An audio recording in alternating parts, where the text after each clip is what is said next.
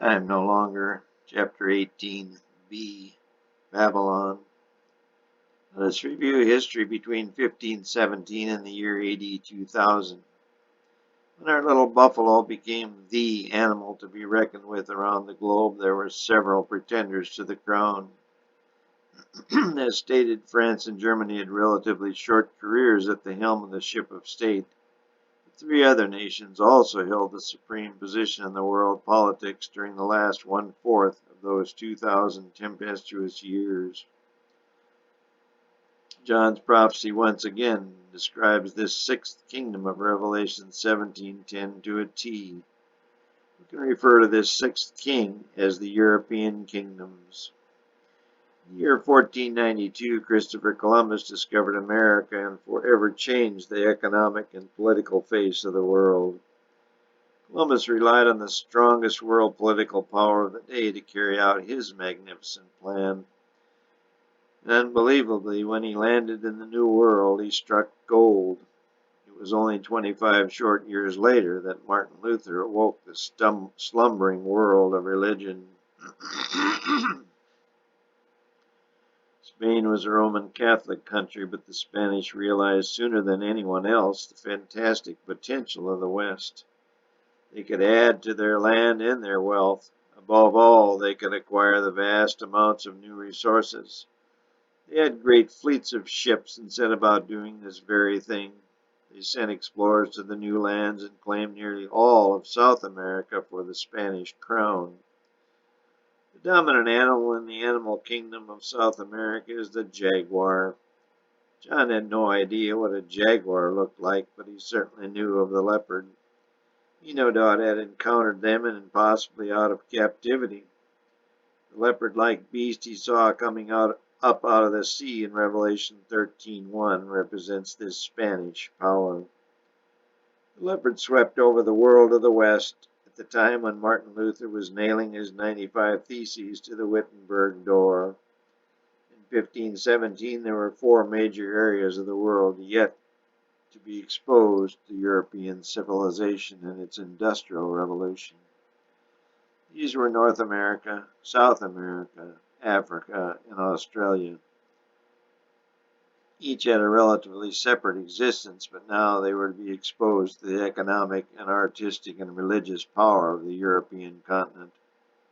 This leopard beast of Revelation 13:1 rose up to do just that. North America was taken care of by the buffalo of Revelation 13:11. So that leaves two other major areas to be explored and civilized. The lion, the king of beasts, is considered to be the most powerful of all the animals. Sir Francis Drake soundly defeated the Spanish Armada in 1588. Though far outnumbered by the massive Spanish fleet, Drake won a great sea victory and established Britain as the ruler of the seas for the next 360 years. This little island nation fought bravely to gain its position as a world power. She had for centuries fought off invasion after invasion from the Scandinavian tribes, who recognized and coveted her resources. She became fully established as a kingdom at the time of the Norman conquest in 1066. William of Normandy's great victory at the Battle of Hastings advances the British Isles as a force to be reckoned with from then on. Her name and reputation as a world-class player came to the forefront because of one Sir Richard the Lionhearted. His deeds, including his activity in the Great Crusades, put the British name on the map, and to this day, the lion has become her symbol. It has represented that very title well indeed. Incidentally, Halley's Comet appeared in the English sky in 1066. This British lion gave out its first roar in 1588 and continued as the most powerful nation in the world for the next few centuries. She colonized North America, Africa, Australia, and parts of Asia in rapid succession. She brought to these colonies wealth, power, religion, and above all, industrial knowledge. This latter gift would soon backfire on her. The little lamb of Revelation 13:11 learned quickly and assumed control of her own destiny with a shot heard round the world at Concord, Massachusetts in 1776. This still left the British Lion with an enormous amount of colonial territory which she continued to develop and support to the present day. This leaves one other area to colonize and civilize. Enter the Russian bear. Russia was ruled by the czars for centuries, leaving absolutely no middle class, and this fact would eventually come to haunt her.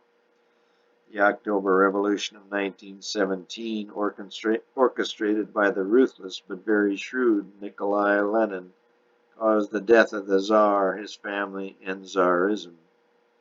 The new theme was that all are equal and all goes to the state. Thus communism was born. No more rest for fat cats. Now all Russians are equal. But of course there had to be a pilot for the ship of state. He and his party leaders still lived the good life, but the masses lived in constant fear of Big Brother. This terror, which communism spread like wildfire, all economic effort was directed toward military development with little concern for the economic base and the Russian people. With a strong war machine, Russian leaders realized they could acquire all the new land they needed or wanted. The tentacles of communism stretched over the earth primarily to the east, engulfing China under Chairman Mao and its 1 billion inhabitants. This long-time Russian foe was now incorporated in an uneasy alliance which governed the largest segment of humanity in the world land mass. But if you don't take care of your subjects, the house of cards will come tumbling down, and so it has. Enter our little lamb. She had faults, but she did have one very good idea spawned from the Creator himself. Let the people do the governing. If things go awry, people can only complain to themselves. It is by the year 2000 now realized that this is the only way to successfully govern. Let the people decide who is to govern. God, our Creator, does things in the same way. He lets the people decide. He let the angels decide. With no people, there is no need for a God. Although simplified, this is essentially what has happened for the last 6,000 years. The people are to decide. What is left out of the above is that our little human drama is a microcosm. God can live without us, but we cannot live without Him. But God is love. He chose to let us choose. That is why God is God and we are human beings. His power of love is beyond our comprehension. His love is so very precious, wonderful, and essential to all life. Returning to our lamb-like beast, he rises up to the pinnacle of world power.